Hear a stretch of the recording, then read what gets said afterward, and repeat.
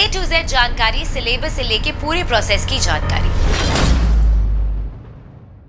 यदि आप सरकारी नौकरी की तैयारी कर रहे हैं तो आपने एसएससी का नाम तो जरूर सुना होगा। ये केंद्र सरकार में नियुक्त के सबसे बड़ा प्लेटफॉर्म माना जाता है।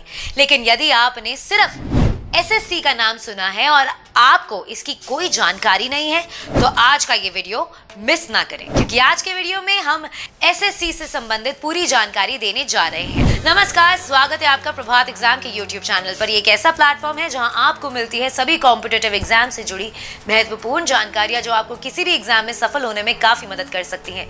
अगर आप हमारे यूट्यूब चैनल पर पहली बार आए हैं तो हमें लाइक और सब्सक्राइब जरूर करें और हमारे लेटेस्ट वीडियोस और अपडेट्स सबसे पहले आप तक पहुंचे, इसके लिए बेल आइकन को प्रेस करना ना भूलें। तो आइए शुरुआत करते हैं आज की वीडियो की, जो है SSC exam A to Z जानकारी।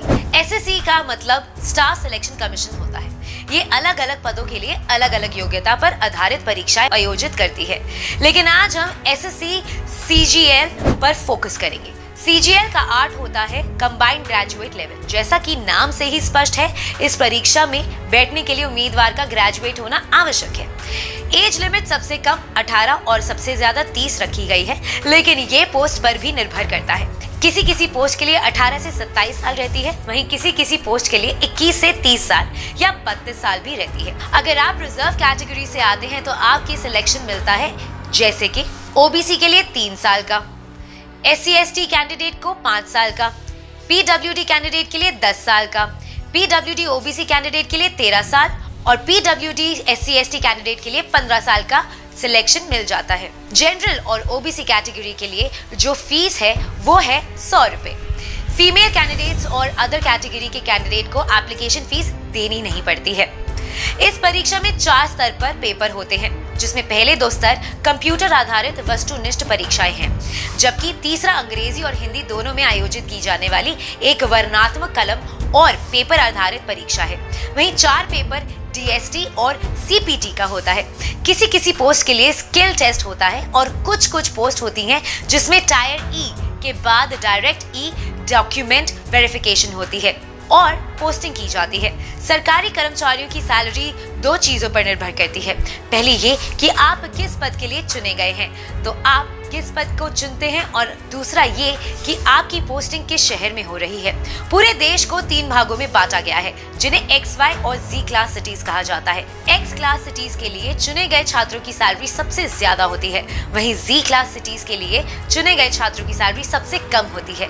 इन शहरों की सूची आप ऑफिशियल वेबसाइट से प्राप्त कर सकते हैं। इस परीक्षा में नियुक्तियों की संख्या ज्यादा होती है, तो इसमें कंपटीशन भी काफी टफ होता है, इसलिए आपको इसकी तैयारी को हल्के में नहीं ले सकते।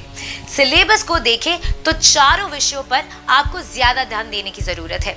इंग्लिश यानी कि अंग्रेजी की तैयारी करने के लिए सबसे पहले आपको अपनी रीडिंग पर ध्यान देना चाहिए। जितना ज्यादा से ज्यादा हो सके रीडिंग करें, और जो समझना है उसके बारे में आप गूगल पे ट्रांसलेट सर्च कर सकते हैं, जिससे आपकी वोकैबुलरी अच्छी होती जाएगी।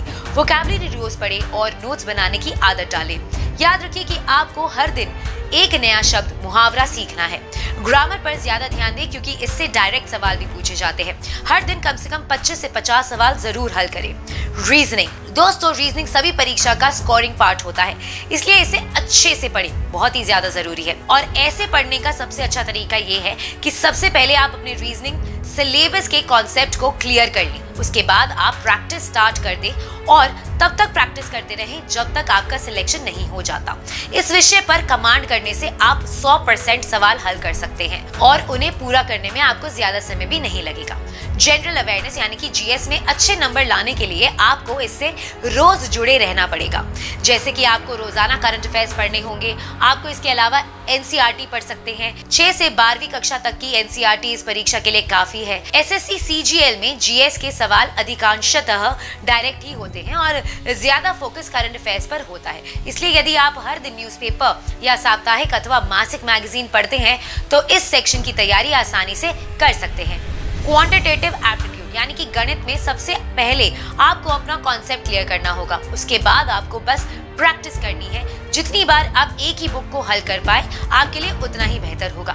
इस सेक्शन को नजरअंदाज बिल्कुल भी ना करें क्योंकि ये हर चरण में होता है उम्मीद है कि इस वीडियो को देखने के बाद एसएससी को लेकर आपकी सारी दुविधा दूर हो गई होगी। अगर आपको हमारा ये वीडियो पसंद आया है तो इसे अपने दोस्तों के साथ जरूर शेयर करें, और अगर आपके पास हमारे लिए कोई भी सवाल है तो उसे कमेंट सेक्शन में लिखकर हमें जरूर बताएं। जल्दी आपसे फिर मुलाकात होगी एक नए टॉपिक पर एक नए वीडियो के साथ। देखते रहिए प्रभात एग्जाम्स। नमस्कार।